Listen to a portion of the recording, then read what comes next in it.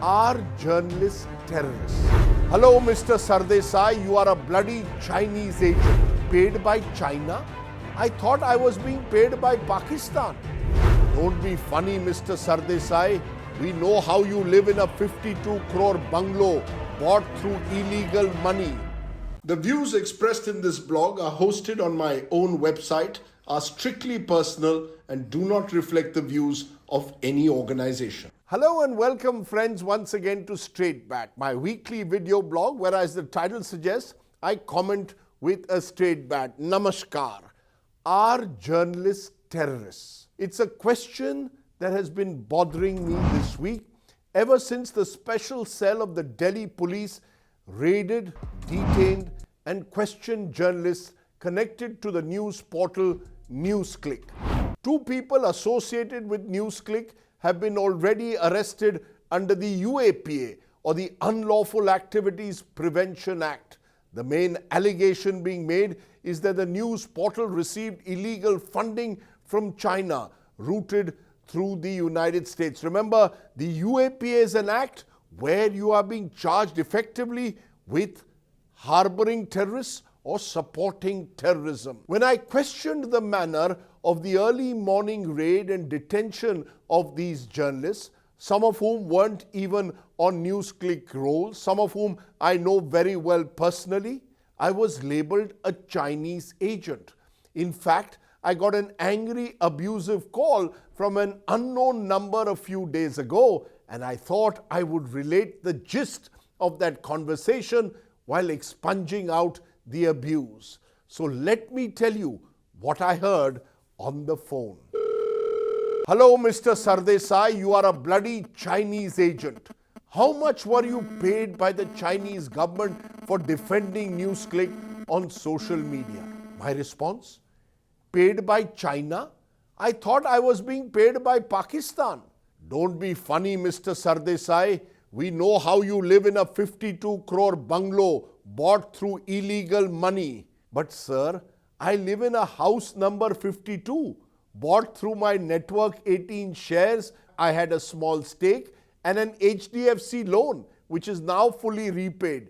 You are, I fear, confusing my house number for the number of crores I spent buying it.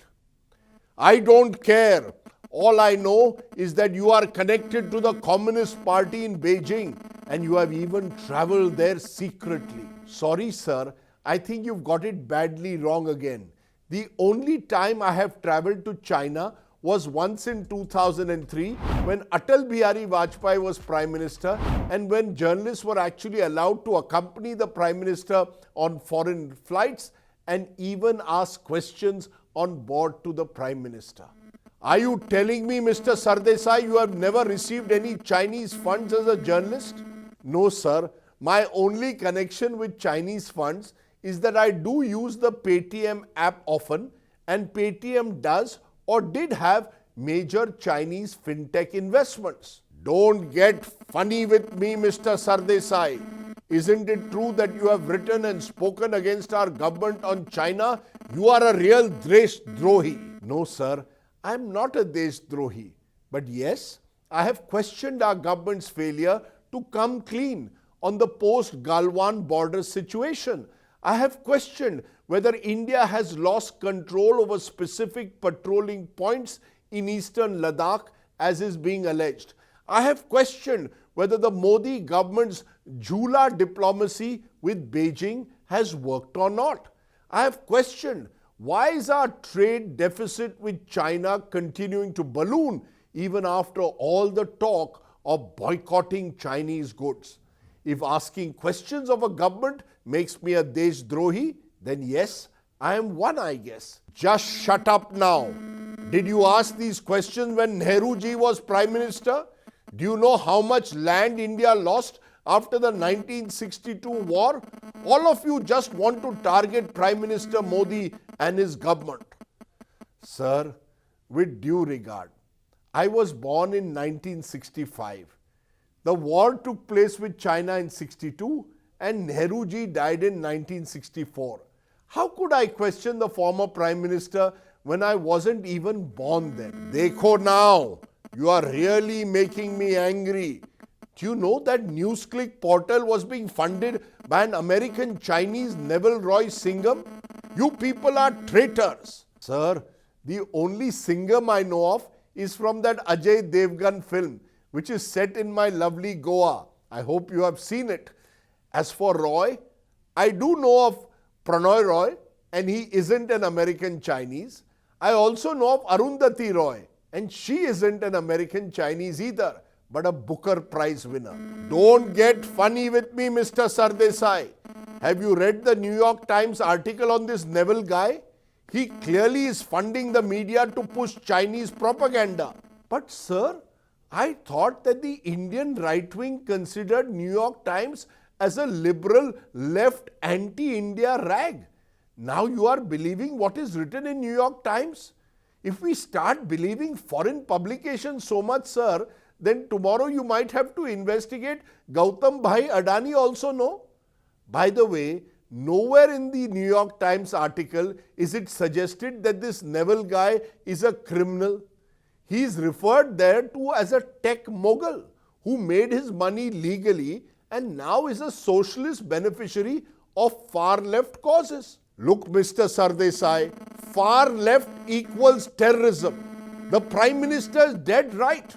All of you are bloody urban Naxals. Sir, I am neither left nor right.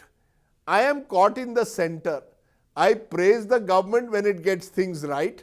I criticize it when it gets things wrong.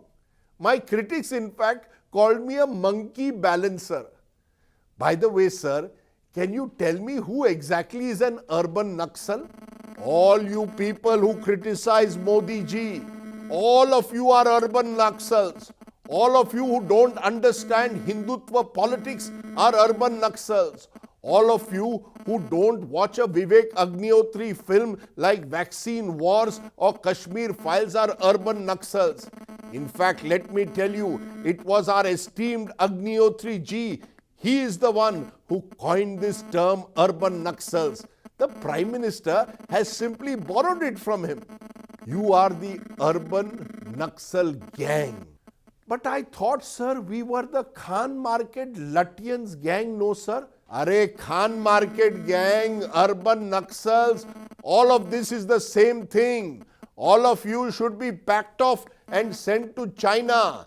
You people don't deserve to live in Bharat. But sir, I live in India, that is Bharat. Don't get funny with me, Mr. Sardesai again.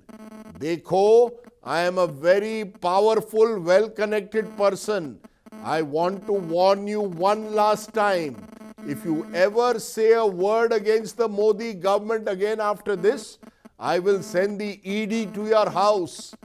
Lo, ab ED ke naam se dar gaye na?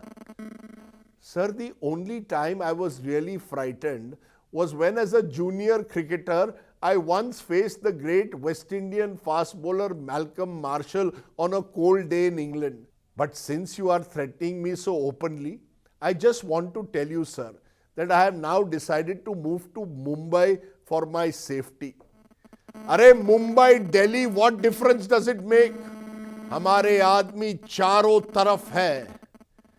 I know, sir, but the BJP is in power in Mumbai, and I was told that the ED or the Enforcement Directorate only operates in opposition-ruled states. So I guess I am safe in Mumbai, no? Mr. Sardesai, you are getting out of hand. Be careful, very careful. I will be watching every move of yours. Jai Shri Ram.